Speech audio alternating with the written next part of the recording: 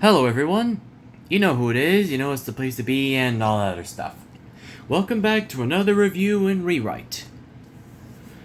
And this time it's gonna be on the one and only, the legend, the master, the myth, the meth, the the movie of all movies, Hero of the Rails. Now, let's just get into a quick review before I go into my rewrite. It's summer on Sodor, and Spencer, the Duke and Duchess's pompous jerk of a private engine, comes back to Sodor again to help build the new summer house for them. During that, Thomas discovers an old abandoned engine named Hero and offers to help him without telling Sir Topham Hatt. Now that we got that out of the way, let's get into my rewrite. Now, this is a hot take. This may sound shocking to you, but for my version, I would use Neville as the main character. Because why not? Just so he can have a bigger role than ever. I don't really like his debut episode, and if he did get the lead role in Hero of the Rails, he would probably be voiced by Carrie Shale with a Brooklyn accent in the US dub, and Keith Wickham with a Yorkshire accent in the UK dub. But you know, that's just me.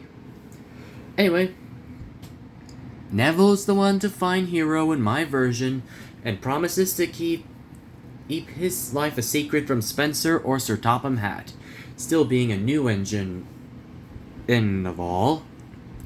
During this, he is offered help from Boko.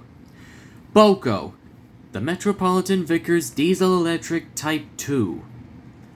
Yes, I decided to use Boko as the second main character. That way, both him and Neville can both outsmart Spencer. Here, Boko would be voiced by, let's say, Colin McFarlane in both dubs. He would be given an American accent in the US dub and a Cockney accent in the UK dub.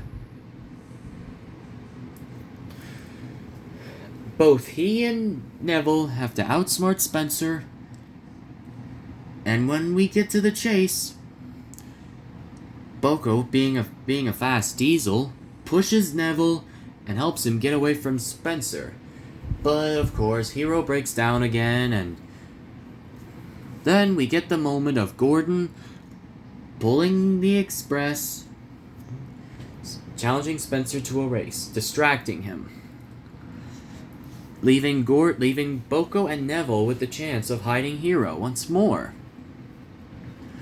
Then, after the same scenes of the movie, after we get the second chase, during the second chase, Spencer catches up to Neville and shoots past him and gets to Natford first. But Neville tells Sir Topham Hatt the whole truth, and Sir Topham Hatt accepts Neville's truth and denies Spencer's lie. And after that, the scene with Hero getting repaired pretty much plays out the same. Except during the montage of them working together, Neville gets a compliment from Thomas, saying he's a really useful engine. Neville feels very happy. And so does Boko. And after that, after the summer house is finished, the next day, Hero returns to Japan. Now with that out of the way, I'm gonna fix Hero's history. Now we all know Hero is a Japanese National Railways D51 class. Now, here's how I'm gonna fix him.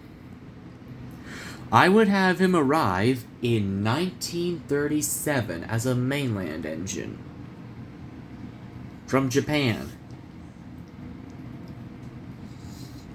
and have him break down one day in 1940 and was forgotten about out during the war, the Second War anyway.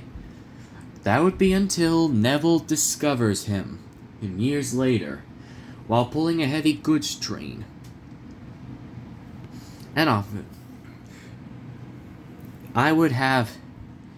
I'm giving Hiro a much better backstory.